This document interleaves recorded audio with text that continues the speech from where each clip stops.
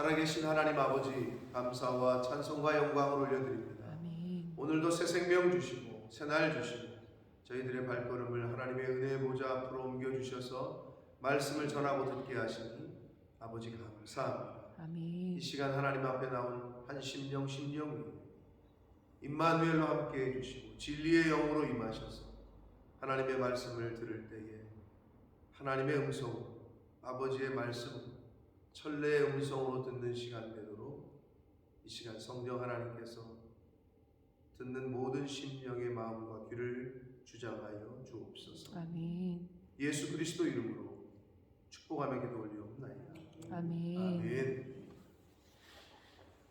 자, 11장 전반부의 말씀인데 11장 오늘 본문에서는 정직과 겸손과 성실, 일반적인 그 생활 속에서의 크리스찬들이 가져야 될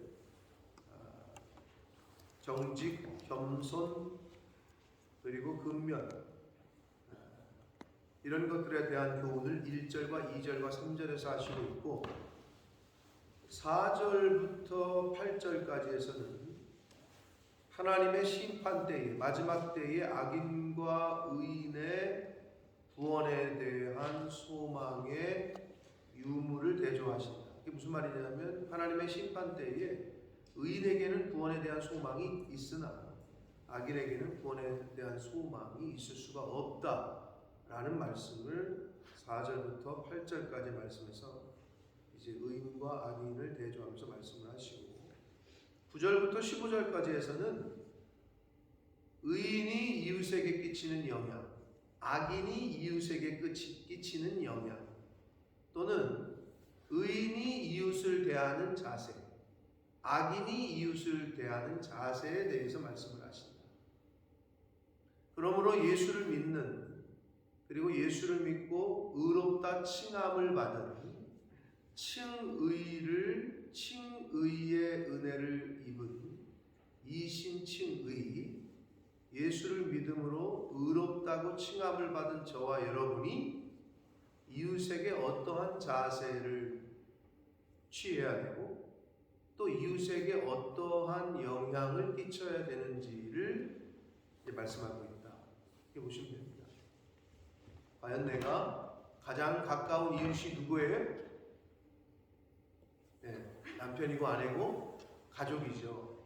가장 가까운 이웃이 또는 가장 가까운 친족이 가족이죠.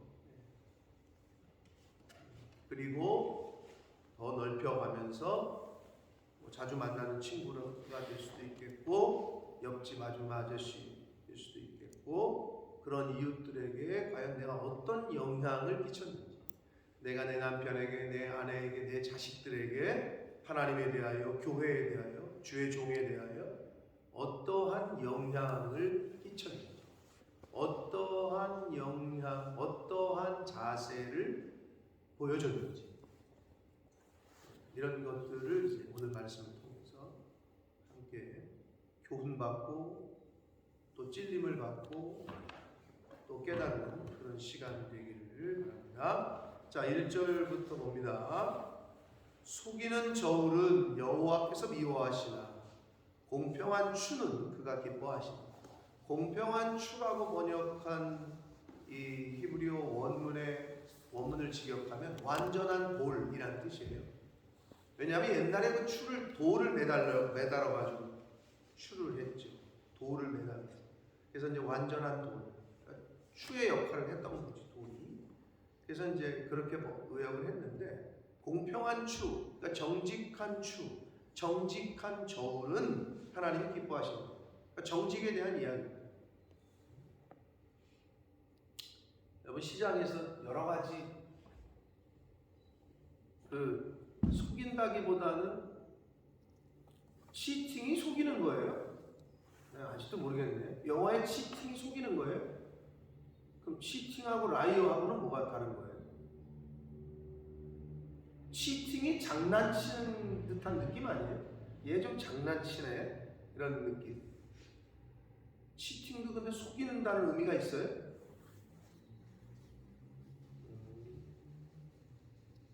근데 단어가 라이어가 속이는 거 아니에요? 라이어가. 그럼 그 단어와 그 단어는 어떤 차이가 있는지 모르지만 하여튼 둘 다 속이는 게 있다. 근데 우리 그 장사하시는 분들이 치팅을 하는 경우가 좀 있는 것 같은데, 뭐냐면 이게 되에 담아놓잖아요. 되라고 그러잖아. 콩이든 쌀이든 팔 때 수북히 담아놓잖아. 그럼 진짜 굉장히 많은 것 같은데 이 되의 반이 다른 걸로 채워져 있는 거지. 뭐 이런 거라든지. 그리고 이거 담을 때 엄지손가락을 이렇게 집어넣잖아요. 그럼 엄지손가락만큼 덜 들어가잖아. 이렇게 되를 잡고 이렇게 담으면 엄지손가락만큼 덜 들어간다는 거지. 그것도 꽤 크겠죠. 1년 12달을 계속 그렇게 판다면. 뭐 그런 얘기. 또 여러 가지 뭐 치팅을 하는 거를 뭐 TV나 이런 데서 볼 때 본 것 같은데, 횟집에서 내가 갖다 준 광어를 갖다가 손질을 해줘야 되는데 기껏 손질 다 해놓고 미리 해놓던 거 이렇게 주고 뭐 이런다는, 걔들 그걸 똑바로 쳐다보고 있어야 된다잖아요. 근데 그것도 알 수가 없는 거지, 그죠? 다 하고 나서 나중에 매운탕 끓여주잖아. 그 매운탕 끓이는 것까지 부엌에 가서 볼 수는 없잖아. 이게 뭐 그저께 잘라놓은 머리대가리인지 지금 자른 머리대가리인지 어떻게 알아 이거를. 그냥 믿고 먹는 거지, 그죠? 여러분 다 내가 좀 아까 본 광어 그 매운탕이라고 생각하시고 드셨을 거 아니야. 그러리라고 믿고 먹어야죠. 어떻게 하겠어요, 그죠? 자, 그런데 이렇게 속이는 저울, 그러니까 결국 정직하지 않은 것, 이것은 하나님께서 기뻐하시지 않고 미워하신다라고 말씀합니다. 2절, 교만이 오면 욕도 오거니와 겸손한 자에게는 지혜가 있다. 교만이 오면 욕도 온다. 그러니까 교만한 사람을 칭찬하는 사람은 없죠. 야, 저 사람 진짜 교만하네. 어쩜 저렇게 거만하고 교만하지? 나는 저런 모습이 좋더라. 뭐 이런 사람도 혹시 있을 수도 있어요. 그렇게 그런 걸 또 좋아하는 남다른 취향이 있는 분들도 있을 수 있겠지만, 일반적으로는 교만하다 보면, 거만한 모습을 보면 사람들이 눈살을 찌푸리고 싫어합니다. 대부분 욕하죠. 대부분이 그래요. 그리고 겸손한 자, 여기서 겸손이라는 요게 좀 중요한데요. 일반적으로 겸손하면 그냥 자기를 낮추는 거, 요 정도로 생각하는데, 이게 어떤 의미냐면 자기 본래에 대한 올바른 인식, 이런 뜻이에요. 이게 무슨 말이냐면, 하나님을 믿고 하나님의 말씀을 알고 우리가 어디서부터 왔고, 우리가 인간이 뭐로부터 지음을 받았죠? 흙으로. 우리가 인간은 흙으로 돌아가죠. 그리고 인생을 뭐에 비유하죠? 성경은 잠깐 보이다 없어지는 안개와 같고, 또는 티끌과 같고, 이런 거에 비유한단 말이야. 그러니까 우리는 흙이야. 흙에서 갔다 흙으로 돌아가. 그리고 잠깐 보이다가 없어지는 안개와 같고 티끌과 같다라는 자기 정체성, 이 인간, 나라는 나의 성경의 가르침을 바로 아는 인식, 이게 겸손이라는 거야. 그럴 수밖에 없게, 겸손할 수밖에 없겠지. 이거 뭐 일단 인생이 뭐 있어. 흙으로 왔다 흙으로 돌아가고, 잠깐 보이다 없어지는 안개와 같은 거고. 그렇잖아요. 예수님이 아니면 인생은 허무한 거예요. 허무 그 자체야. 여러분 같이 있던 이 사람들, 그렇게 평생 계실 것 같았던 부모님들 돌아가시고 나면, 사람이 죽으면 내가 왜 살지? 뭐 이런. 매일 전화해가지고 아빠 안 힘들었어? 이랬던 딸이 갑자기 길 가다가 교통사고로 죽잖아? 그럼 그 아버지가 그런 인터뷰를 하더라고. 나는 이제 어떻게 살아야 될지 모르겠어. 그냥 허무한 거지. 삶의 의미가 없어지는 거지. 그러니까 하나님이 아니면, 예수 그리스도가 아니면 우리는 삶의 의미가 없는 거예요.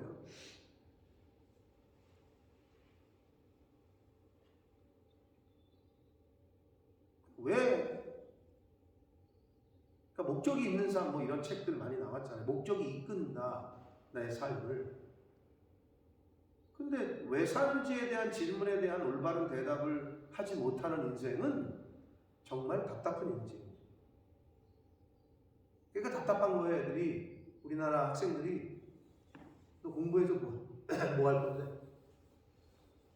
대학 가려고. 대학 가서 뭐 할 건데? 왜 가는데? 자기가 왜 이걸 지금 왜 하고 있는지에 대한 분명한 이유와 목적이 설정되어 있지 않은 인생과 삶은 너무 답답하지 않겠어요? 하루에 눈을 떴는데 오늘은 뭐 하고 있어? 내가 오늘은 뭐 하지? 오늘은 뭐 하고 살지? 내가 그걸 왜 하지? 이런 인생이 얼마나 답답하겠어요?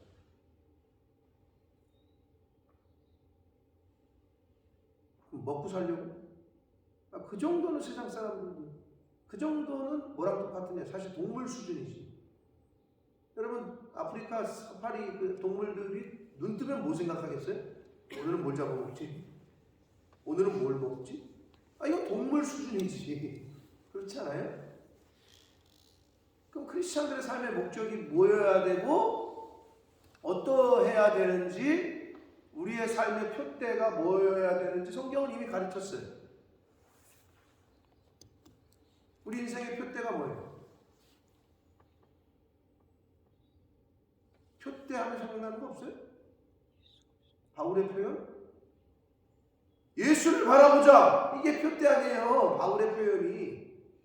우리 인생의 목표야 그게. 그리스도의 장성한 분량, 우리가 걸어가야 될 우리의 삶의 영원한 모델, 예수를 바라보자.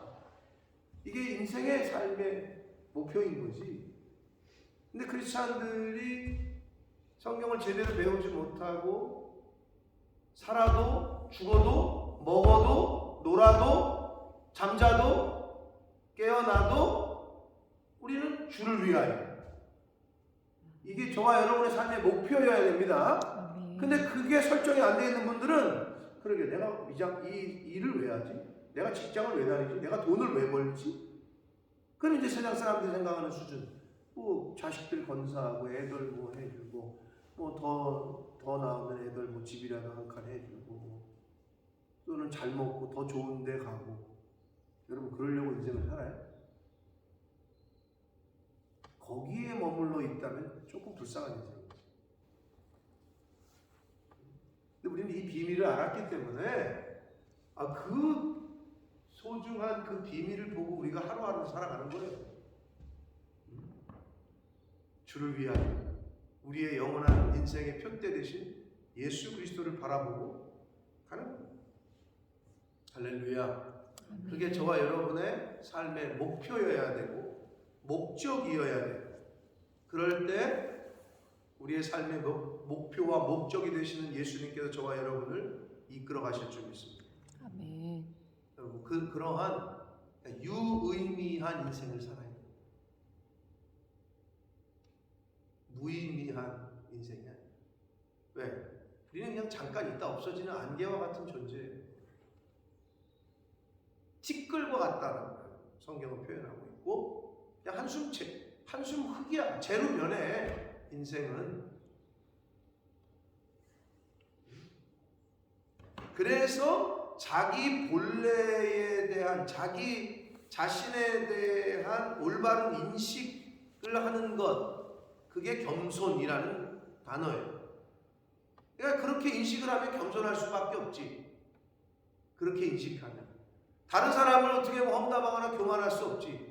똑같은 그냥 티끌 같고 똑같은 안개와 같은데 뭘 누구를 저기라고 그렇게 했어요. 그렇죠? 그럴 때 자연스럽게 겸손은 그냥 우리 예수 믿는 사람들의 그냥 본성이에요. 아이덴티티인 거지. 겸손이 그렇게 돼야 돼요. 3절 정직한 자의 성실은 자기를 인도하거니와 사악한 자의 폐역은 거짓이라고 그냥 보시면 됩니다.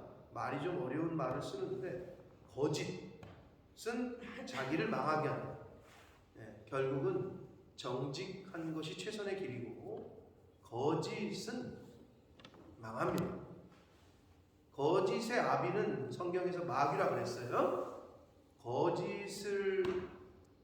거짓된 마음을 품고 거짓된 말을 하게 하는 것은 마귀가 주는 마음이고, 그냥 솔직하게 얘기해야지, 그냥 정직하게 해야지, 이거는 성령께서 주시는 마음. 결국 거짓이라는 것이 이쪽에서도 거짓, 저쪽에서도 거짓, 이 거짓이 모이다 보니 지금 우리나라의 굴지의 기업인 현대건설이 문을 닫게 생겼다는 거예요. 면허 취소가 거론되고 있어요. 그럼 이제 현대 아파트는 더 이상 못 집니다. 왜? 그 아파트 하나 올리다가 시멘트 배합도 거짓이요. 원래 법대로 안 하는 거지. 이걸 뭐 시멘트가 굳기도 전에 다음 층으로 올렸대. 그러니 당연히 무너지지. 시멘트 양성이라고 그러잖아요. 이제 시멘트를 이걸 이제 뭐라 그러지? 시멘트를 이렇게 뿌리고 한 층을 만들었어. 그럼 이게 굳어야 다음 층을 올리잖아. 근데 굳기도 전에 올린다는 거야. 빨리 하기 위해서. 이게 왜냐하면 시간이 돈이니까. 그러니까 인부들이 다 이제 막 증언이 나오는 거지. 이게 다 무너지니까 저럴 줄 알았다. 저럴 수밖에 없었다. 양심 선언이 계속 나오는 거야. 제가 볼 때는 혹시 현대 아파트 사시는 분들이 있나 한국에서. 그래서 지금 현대 아파트로 재건축 조합에서 시공사를 선정하잖아요. 뭐 대림 이편한 세장으로 할 거냐, 현대로 할 거냐, 삼성 레미안으로 할 거냐, 뭐 선정할 때 현대 아파트로 선정했던 데서도 다 우리는 현대에서 못 짓겠다. 다 이렇게 나오고 있고, 입주 못 하겠다. 뭐 이렇게 나오고 있고, 그러니까 지금 여론이 너무 안 좋고, 현대건설의 그 면허 자체를 취소하는 거를 검토 중이고, 거기까지 안 가면 뭐 1년 또는 2년 동안 아파트를 아예 못 짓겠다. 면허 정지. 뭐 이런 얘기가 나오고 있어요. 근데 그게 그 이유는 그렇게 된 수밖에 없었던 거는 여기도 거짓, 저기도 거짓, 여기도 거짓. 그러니까 그 큰 게 그냥 무너지는 거고, 그 기업이 한순간에 문을 닫아야 될 처지에 처하게 됐으니, 하물며 우리 개인의 인생은 어떻겠어요? 여기 성경의 표현대로 망하는 거예요. 망하는 거예요. 4절, 재물은 진노하시는 날에 무익하니 공의는 죽음에서 건진다. 물질에 대한 물질관을, 재물관을 크리스찬은 분명하게 해야 돼요. 이게 안 되면 사실 다음 단계로 갈 수가 없습니다. 여러분, 우리 세상에서도 돈에 대해서 클리어하지 않은 사람은 멀리하게 되고 가까이 안 하게 되고, 돈에 대해서 클리어하지 않은 사람은 내 직장에서도 사람으로, 밑에 사람으로 쓰질 않아요. 쓰기도 찝찝하고. 그렇죠? 이건도 똑같아. 영적으로 하나님이 보실 때 물질이 뭐야? 아무것도 아니야. 하나님은 물질보다 우리를 더 사랑하십니다. 그렇죠? 그렇게 믿으시죠? 그럼 반대로 인간은 물질보다 하나님을 더 사랑할까요? 인간을에서 좀 좁혀서, 예수 믿는 크리스찬은 물질보다 하나님을 더 사랑할까요? 더 좁혀서. 저와 여러분은 진짜 물질보다 하나님을 더 사랑하세요? 라고 묻는다면 자신있게 네라고 대답할 수 있어요? 근데 그거를 네라고 대답하지만, 그럼 그 객관적인 기록, 증거가 뭐냐? 누구나 다 그렇게 대답을 하지. 그럼 객관적인 증거는, 아니,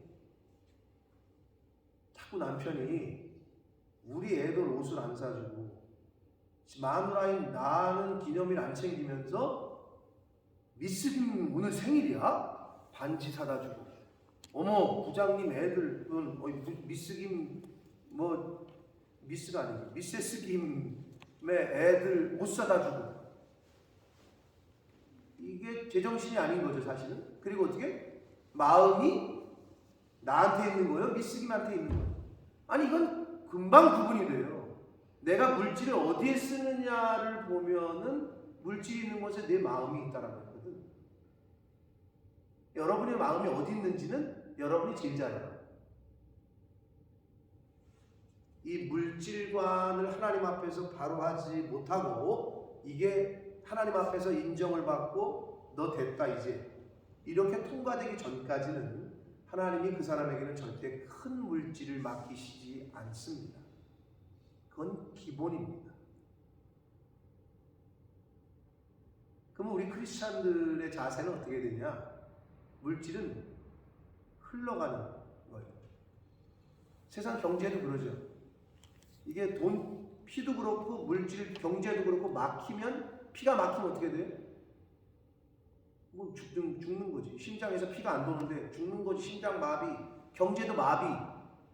사람들이 돈을 다 안 써. 꽉 쥐고 있어. 그러면 그 나라는 망해요. 일정 부분 소비를 해줘야 이게 순환이 된다고. 근데 이게 돌지를 않아. 그러면 죽는 거야. 피가 안 돌면 죽듯이. 근데 사람들이 돈을 꽉 쥐고 있어. 그럼 우리 크리스찬들은 어떻게 돼? 물질의 통로. 우리는 통로야.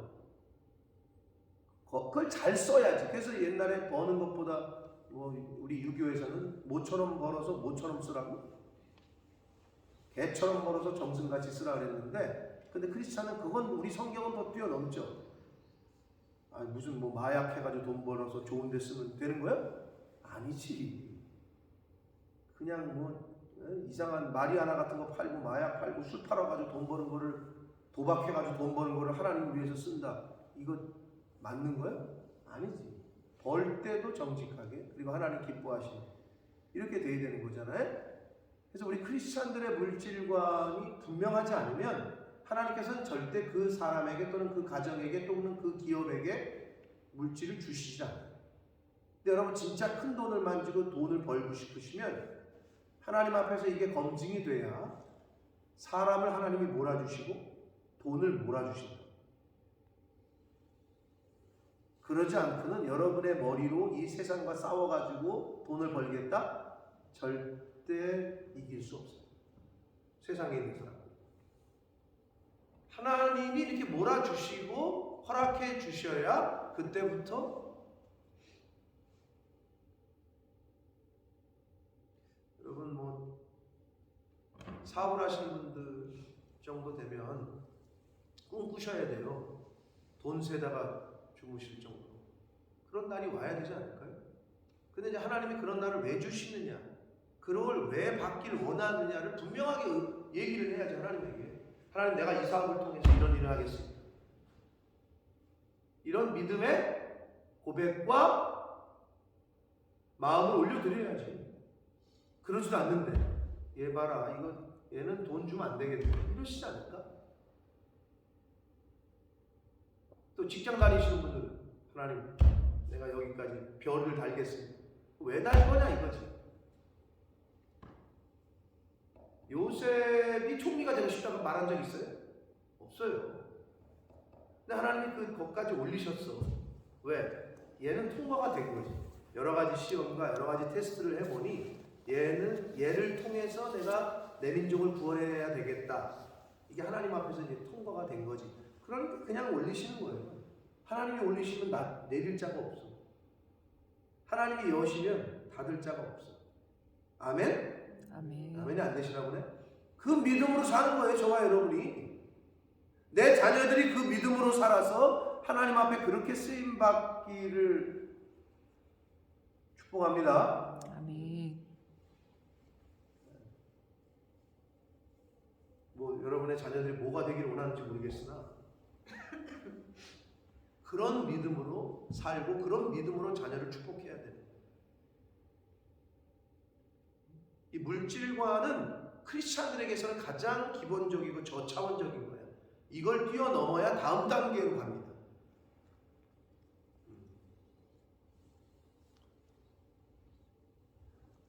여러분, 물론 세상에서도 매너가 좋은 사람, 제가 매너 얘기했잖아요.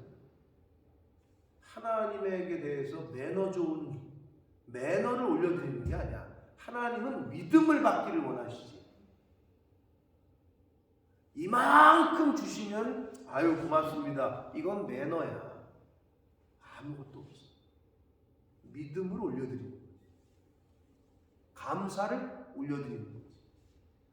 제가 지난 수요일날 문제 새벽 예배 때 얘기했나, 우리 제자반에서 얘기했나, 오병이어에 숨어있는 그 예수님의 그 감사 기도의 타이밍이 바로 그 타이밍.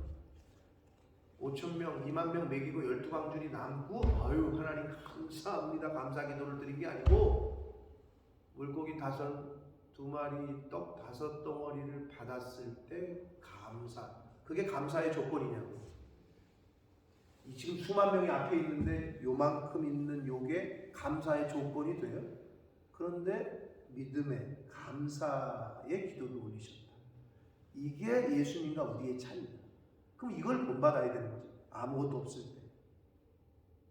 그때 우리의 믿음의 결단과 헌신을 올려드려야 됩니다. 아멘. 그게 바뀌면 안 돼요.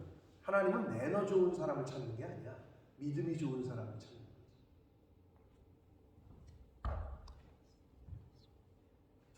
재물은 마지막 때에 무익하다. 제가 늘 얘기를 하지만 여러분, 죽을 때 통장에 20억 있는 사람과 죽을 때 대출이 20억 있는 사람과 어떤 사람이 웃으면서 죽겠냐? 이건 뭐 약간은 비약적인 비유긴 하지만 돈 쌓아놓으면 뭐 어떡하려고? 아유 자식들한테 가겠죠. 죄송하지만 그것 때문에 자식들이 등을 지고 싸우고,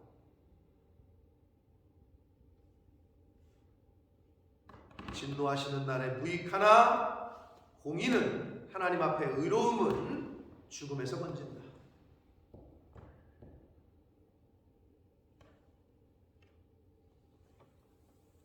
5절 봅니다. 완전한 자의 공의는 자기의 길을 곱게 하려니와 악한 자는 자기의 악으로 말미암아 넘어진다.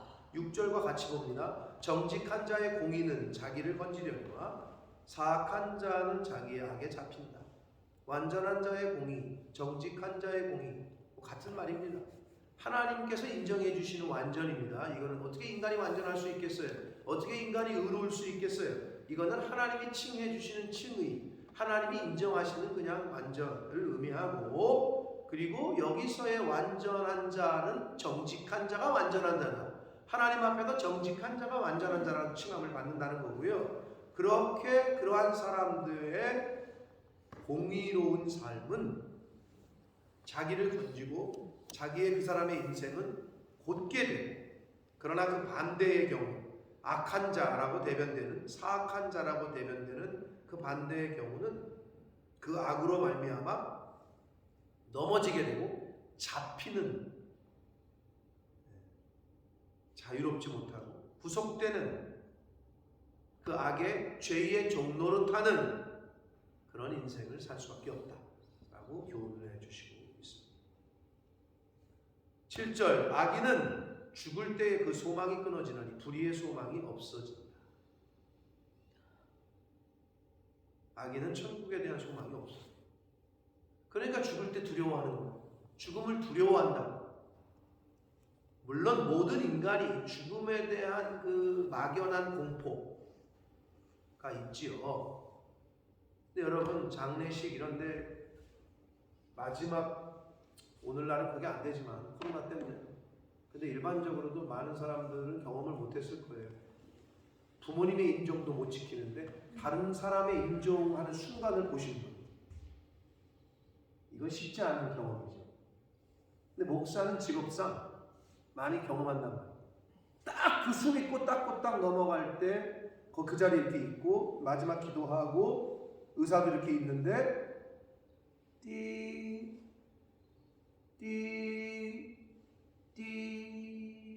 이제 딱 넘어가는 순간이거든요. 그 순간을 경험해 보신 분 있어요? 직접 보신 분? 뭐 병원이 아니더라도 집에서 할아버지 숨 쉬고 있나 뭐 이러다가 그 돌아가실 때 그 순간 아마 많이 없으실 거예요.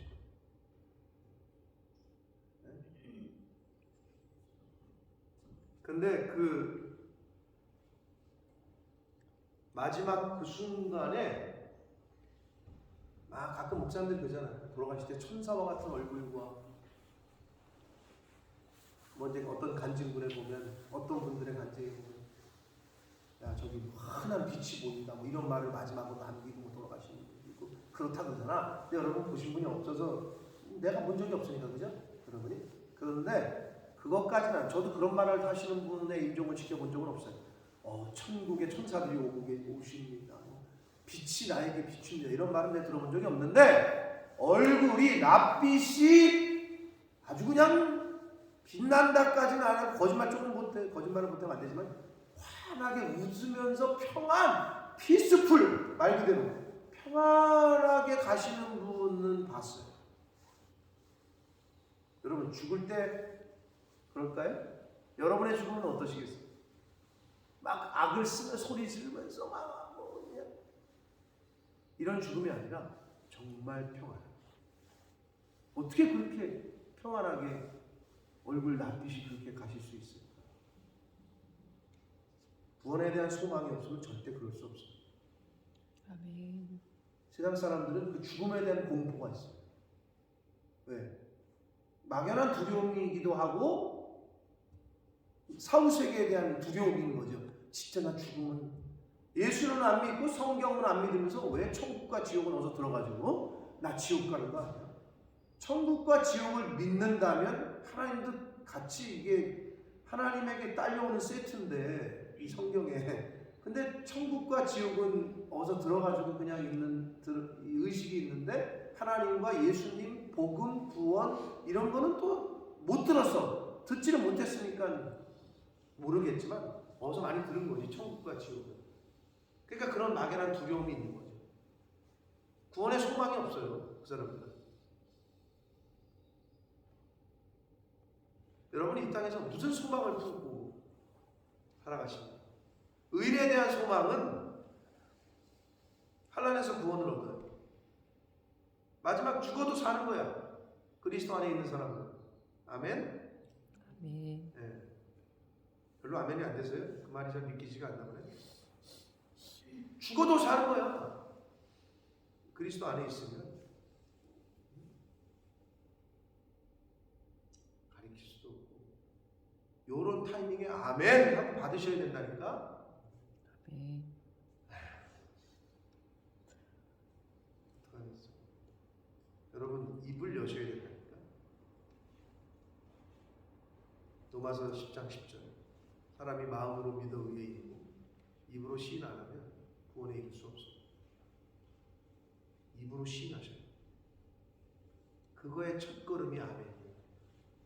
아니 생명의 말씀이 선포되는데 왜 아멘을 안 하시죠? 그거 고치기 어렵죠? 아멘 해보세요. 아멘. 아멘. 이게 꼭 저거 같아요. 얘들아 참새 짹짹 유치원을 안 다녀서 뭐 유치원 다니셨어요 권사님? 그 당시 유치원이 있었어요? 우리 식구 중에서 우리 막내만 다녔어요. 그렇죠? 네.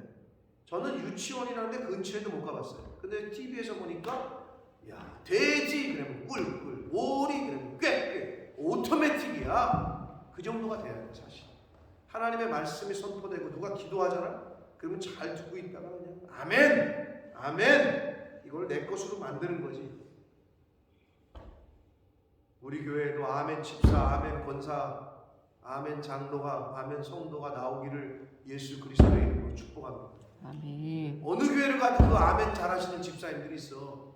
어느 교회가 설교를 해도 내가 그냥 여러분 반갑습니다 할렐루야 아멘 하는 사람이 이 앞에 앉아있어 항상. 그럼 누구시냐고 내가 가서 설교할 때마다 물어봐. 그럼 어떤 뭐 권사님이라고 집사님 복이 임할 거야.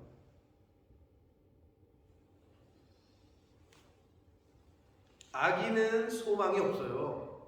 자기의 길로 간다 그러잖아요. 자기의 길이 어떤 길이야? 패망의 길이야. 멸망의 길이야. 그냥 죽음의 길이야. 그게 끝이야 그 사람들한테는. 소망이 있을 수가 없어.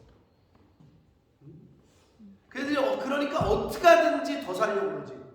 어떻게 해서든지 이 생명을 연장시키려고. 그러나 어떻게 해요? 생명의 주권이 하나님에게 있는 거예요. 9절 악인은 입으로 그의 이웃을 망하게 하여. 정말 무서운 말이죠. 이웃을 망하게 하는 사람은 악인이라고 성경은 말해요. 의인은 그의 지식으로 말미암아 구원을 얻는다. 의인의 입에서 나오는 지식은 즉 하나님의 말씀, 복음은 구원을 얻게 한다는 거예요. 나도 살고 이웃도 살리고.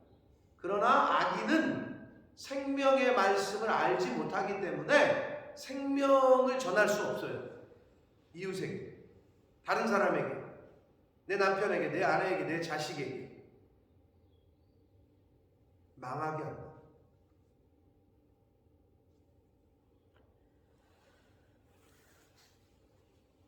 10절 봅니다. 의인이 형통하면 성읍이 기뻐하고 반대로 악인이 망하면 기뻐 외친다.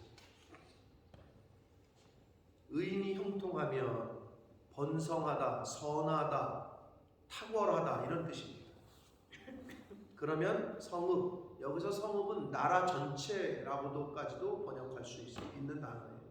나라 전체가 또는 뭐 마을 전체가 또는 뭐 사회가 뭐 이렇게 번역하시면 되는데 기뻐하고 악인이 패망하면 또 기뻐 외친대. 그렇죠? 뭐 객관적으로 봤을 때 전두환 전 대통령의 사망을 놓고 슬퍼하고 우는 사람도 있었겠지만 퍼센테이지로 봤을 때 아유 잘 죽었다, 아유 속 시원하다, 10년 묵은 체증이 넘어간다, 내려간다 이렇게 말하는 국민이 더 많을 겁니다. 객관적으로 봤을 때.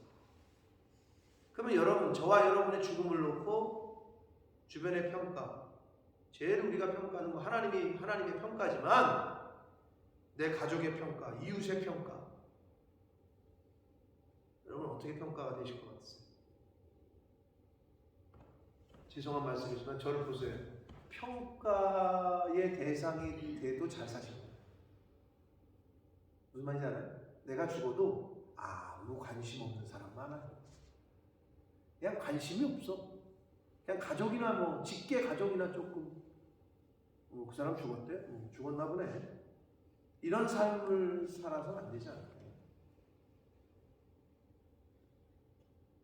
최소한 그가 다니고 있는 교회, 그가 다니고 있는 동네에서라도 슬퍼할 수 있는, 안타까워하고 아쉬워할 수 있는 그러한 마지막이 돼야 되지 않을까요? 아유 잘 죽었네. 요것도 슬픈 얘기지만 아예 무관심한 인생, 그건 좀 더 슬프지 않을까요? 악인은 죽으면 성읍이 기뻐합니다. 11절 성읍은 정직한 자의 축복으로 인하여 진흥하고 악한 자의 입으로 말미암아 무너진다. 나라라고도 번역한다고 그랬잖아요. 나라가 정직한 자의 축복으로 인하여 진흥한다. 예수 믿는 사람들이 왜 나라를 위해서 또는 뭐 이웃을 위해서, 사회를 위해서 기도해야 되느냐? 여기서 축복한다 그러잖아요. 복을 빈다. 근데 이게 이 단어로 번역한 히브리어 원문을 직역하면 적으셔야 돼. 이거는 하나님 앞에 무릎을 꿇는다, 이런 단어. 결국 뭐냐? 정직한 자, 하나님, 결국 우리 크리스찬이라고 얘기합시다. 뭐 크리스찬이라고 다 정직한 건 아니지만 정직해야 되기 때문에 크리스찬들이 하나님 앞에 무릎을 꿇고 나라를 위해서 기도하고 사회를 위해서 기도하고 작게는 내 가정을 위해서 기도할 때, 무릎을 꿇을 때 진흥한대. 말 그대로 부흥하고 성장하고 잘 된다는 거예요. 네. 기본이야 이건. 결국 하나님 앞에 나와서 내가 무릎 꿇고 내 자녀를 축복하고 교회를 축복하고 이웃을 축복하고 사회를 축복하고 나라를 축복할 때, 그럴 때 번성한다. 그런데 자식을 위해서 울지 않고, 예수님이 뭐라 그랬어요? 예수님을 위해서 막 우니까 걱정하니까 예수님이 뭐라 그러지? 야 나를 위해 울지 말고 네 자식, 너를 위해서 울어. 이러잖아요. 너와 내 자녀를 위해서 울라. 이게 예수님의 가르침이야. 근데 자식을 위해서 울지도 않고 교회를 위해서 울지도 않고 나와서 무릎 꿇지도 않고 그러니 번성하겠어? 그러니 잘 되겠냐? 성경이 말씀하잖아요. 하나님 앞에서 무릎 꿇는다는 말이에요. 그게. 근데 악한 자의 입으로 멸망. 여러분 나라가 왜 망하는 줄 알아요? 전쟁에서 왜 지는 줄 알아요? 바깥에 하고 싸우는데 적하고 싸우는데 이건 웬걸 내부에 적이 있었네. 안에 내부의 적으로 인해서 나라가 망하는 거예요. 박정희 대통령이 어떻게 죽었어? 북한의 총에 의해서 죽었어? 뭐 간첩이 와가지고 쐈어? 경호 같은 최측근이 쏴서 죽였다고. 응? 성읍은 나라는 외부의 침략으로만이 아니라 내부의 적으로부터 멸망당한다. 그럼 이걸 나 개인으로 봤을 때 바깥에서 나를 멸망시키는 게 아니라 내 속에 있는 쓴뿌리, 내 속에 있는 죄악 때문에 우리가 망하는 거야. 그러니까 하나님이 너 자신을 들여보고 내 속에 있는 그 쓴뿌리, 죄악들, 그 미움들, 시기 질투하는 것들, 교만, 혈기 이거 버리라고 하는 거야. 왜? 그거 안 버리면 망하니까. 죽으니까. 그러니까 우리가 망하는 이유는 내 안에 있는 죄 때문이에요. 그거를 발견하라고 하나님이 계속 성경이라는 조명, 스포트라이트를 비춰주시는 거예요. 우리 마음속에. 오늘은 또 이게 보이네, 내 마음에. 오늘은 또 이게 보이네. 그럼 그거 빨리 정리하시고 뿌리 뽑고 성령의 불로 불태우고 죽이고 그게 신앙생활이에요. 그래서 사도 바울이 나는 날마다 죽는다고 그러잖아요. 그 말은 날마다 말씀을 통해서 나를 비춰보는 거지. 그러니까 여기도 더럽고 여기도 더럽고 여기도 더러운 게 있고 여기도 더러운 게 있고 그러니까 매일 죽는다는 표현을 쓴 거예요. 매일 죽여야 되지 않겠어요? 나쁜 병균은? 근데 한 달 가다 죽일까 말까 한 1년 동안 병원 안 가다가 또는 한 10년 만에 병원 갔는데 이제 얼마 남지 않으셨습니다. 그건 왜 그래? 너무 오랫동안 나를 진찰 안 한 거잖아요. 검진을 안 한 거잖아요. 우리 아들 친구의 친한 친구의 아빠가 의사거든요. 굉장히 높은 위치에 있는. 근데 그 와이프, 그러니까 제 승혁의 친구의 엄마가 이 식도암이 걸렸어요. 구강암. 그래서 치아를 거의 다 빼야 돼요. 이 구강, 입 쪽에 암이에요. 우리 런던에 우리 교단 목사님이 한 분이 그런 분이 계셔요. 구강암. 그래서 이걸 다 빼고 그러니까 입이 막 이렇게 되고 막 이렇게 돼서 그 멀쩡했던 분이. 그래서 1년에 한두 번씩 계속 한국 나가서 치료받고 하시는데 거의 여기가 이제 막 입을 다 뽑았으니까 이렇게 이상하게 얼굴도 변형이 되지. 막 긁어내야 되고 이 구강 이쪽 입 쪽에 암이 퍼진 거예요. 의사래도 아무리 남편이 의사래도 못 찾는 거예요. 근데 왜 그래? 매일매일 점검을 했다면 일찍 발견했겠지. 그게 똑같습니다. 우리가 매일매일 하나님의 말씀으로 나를 비춰보지 않으면 그게 계속 암적인 존재가 돼서 계속 키우게 되면 나를 죽여. 똑같습니다. 적은 외부에만 있는 게 아니야. 내부에 있는 적이 더 무섭습니다. 왜냐? 외부에 있는 적은 눈에 보이기라도 되지. 내부의 적은 안 보여. 이게 무서운 거야. 그게 우리의 죄성이에요. 그걸 뿌리 뽑기 위해서 매일매일 말씀을 여러분이 들으시고 묵상하고 큐티하고 하는 거예요. 잘하고 계신 거예요. 그래서 하나님이 감동 주시면 하나님 내가 오늘은 이거는 내가 뿌리 뽑고 안 하겠습니다. 이걸 계속 훈련하고 반복하는 거죠. 그게 방사선 치료야. 영적 방사선 치료. 그러니까 오죽하면 성경에 여호와 라파 할 때 치료하는 빛이라고 해요. 그래서 빛은 생명이고 치료하는 거. 아니, 오죽하면 햇빛 가서 이렇게 쬐어. 이 사람들이 그래서 해만 나면 나가서 우통 먹고 누워 있는 거 아니야? 어서 또 그걸 알아가지고 비타민 D가 있다고 그랬나? 햇빛은? 그죠? 비타민 D인가 뭔지. 하나님이 그렇게 다 만드셨어. 빛은 생명이야. 빛은 치료야. 말씀의 빛, 치료의 광선, 그걸 받는 거예요, 이 시간. 할렐루야. 아멘. 그러니 얼마나 감사해. 매일 병원으로 오시는 거지. 매일 체크업하고.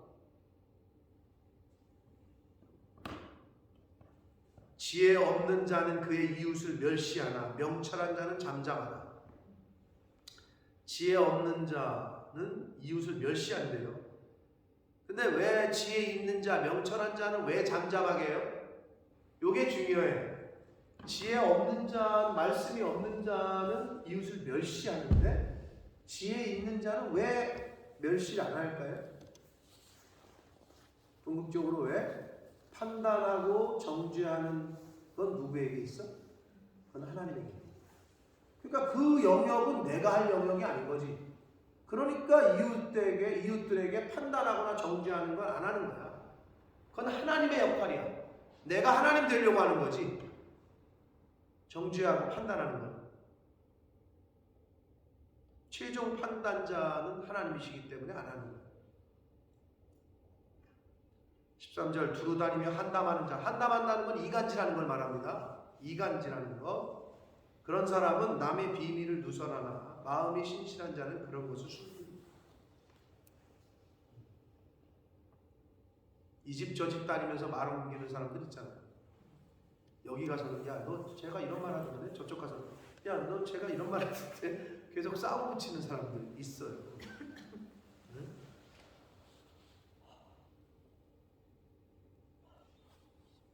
최소한 크리스찬의 모습은 그러지 말아야 됩니다.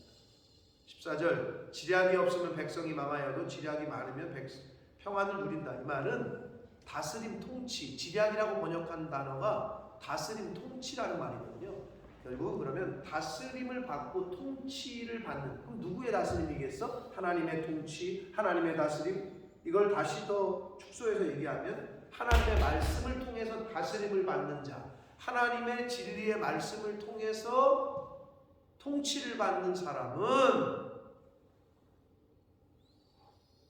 평안을 누리지만 평강, 샬롬의 하나님이시니까. 그러나 하나님의 말씀이 없는 백성은 망한다. 하나님의 다스림을 못 받으니까. 거기서 지략이 다스림, 통치라는 의미의 뜻이 되겠습니다. 마지막 15절 타인을 위하여 보증이 되는 자는 손해를 당하여도 보증이 되기를 싫어하는 자는 평안하다. 이 말을 딱 읽어서 역시 보증 쓰지 말라는 거구나. 여러분들 세상 살면서 보증 한 번도 안 써보신 분들이 있겠지만 참 어렵죠. 인정과 사정이 있어서 뭐 형님이 또는 뭐 누나가 또는 뭐 하다못해 자식이 이렇게 보증 써달라 그러면 어떡해? 안 써줘? 성경에 잠언 10장에 11장에 이런 말씀이 있어. 이러면서 안 써줄 거야? 그러면 이 말씀이 무슨 말이냐? 여기서 말하는 타인이라고 번역한 요 단어가 중요한데 요 단어는 나그네 또는 적, 야만인 이런 단어야. 결국 무슨 말이냐면 보증을 쓰되 너무 경솔하게 보증을 쓰지 말고 그 사람이 정직한 사람이고 야만인이고 적 이런 뜻의 단어거든요. 그러니까 부정직하고 약간 속이는 자고 그러니까 상대방을 잘 가려가면서 그 사람의 어떤 레퍼런스를 보면서 그래서 보증을 쓰란 얘기지 완전히 그냥 보증 쓰지 말라는 얘기가 아니고 여기서 말하는 타인이 그런 단어예요. 그러니까 경솔하지 말라는 거예요. 신중하게 하라는 거죠. 꼼꼼히 잘 살펴서. 그런 말이에요. 사랑하는 성도 여러분, 오늘 또 저희가 아침에 이렇게 나오셔서 엑스레이 또는 MRI를 찍으신 거다 이렇게 보시면 됩니다. 빛을 받고 있는 거예요. 그러면 내 안에 이 말씀을 통해서 내 마음속에 아직도 이런 미움이 있네. 아직도 이런 뭐 남을 판단하고 정죄하는 마음이 있네. 아직도 내 마음에 이런 게 있네. 이렇게 찔리심이 있거든. 감사하셔야 돼요. 하나님 감사합니다. 오늘 깨닫게 하시고 이렇게 찔림이 있는 거 이거 오늘 내가 버리겠습니다. 나랑 더 이상 내 안에 같이 있지 않게끔 사도 바울처럼 죽이겠습니다. 나 자신을 죽이겠습니다. 아니 암세포를 죽여야 내가 살 거 아니야. 암세포를 살려두면 내가 죽어. 여러분 선택하셔야 돼. 여러분 안에 있는 죄를 죽이지 않으면 여러분의 영이 죽어. 근데 그 죄를 도려내고 그 정욕을 죽여야 영이 살아.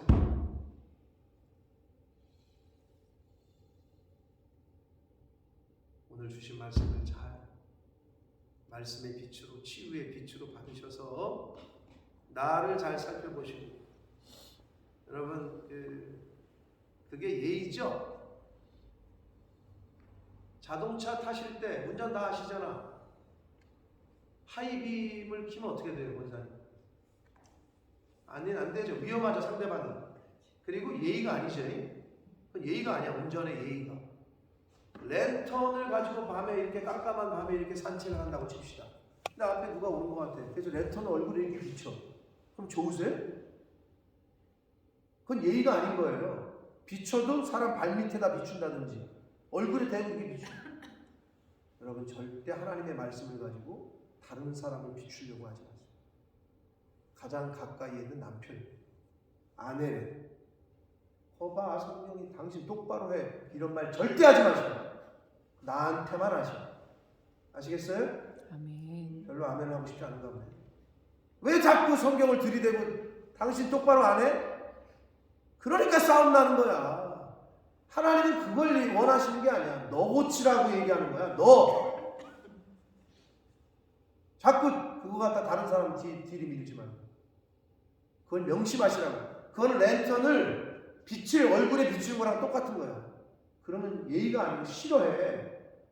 그리고 위험해. 나를 비추라. 그걸 명심하시라. 그러면 가정에서부터 평화가 오고 이웃들과도 평화가 오고 교회에서도 평화가 옵니다. 하나님의 말씀의 빛은 누구를 비추는 거다? 나를 비추는 거다. 기도하겠습니다. 살아계신 하나님 아버지 감사합니다. 아버지 오늘도 저희들에게 생명 주시고 새날 주시고 저희들을 하나님의 집으로 이 말씀의 은혜의 보좌 앞으로 나오게 해주셔서 하나님 앞에 기도하게 해주시고 말씀을 듣게 하시니 아버지 감사합니다. 아멘. 아버지 오늘 주신 말씀들 아버지 저희가 잘 다 기억하지 못하지만 바라옵고 원하옵기는 성령 하나님 순간순간 깨닫게 해주시고 기억나게 해주셔서 아멘. 그 성령의 조명 성령의 그 불빛으로 내 안에 있는 죄성과 정욕과 부정한 것들이 발견되게 해주시고 드러나게 해주셔서 그것을 도려내고 그것을 성령의 불로 태우는 그러한 오늘 하루가 될 수 있도록 주여 은혜 내려 주옵소서. 아멘. 아버지 죄는 죽고 영은 살고 아멘. 그러한 하루하루의 삶을 사는 하나님의 자녀된 저희들 모두가 되게 하여 주옵소서. 아멘. 예수 그리스도 이름으로 축복하며 기도를 올려옵나이다. 아멘.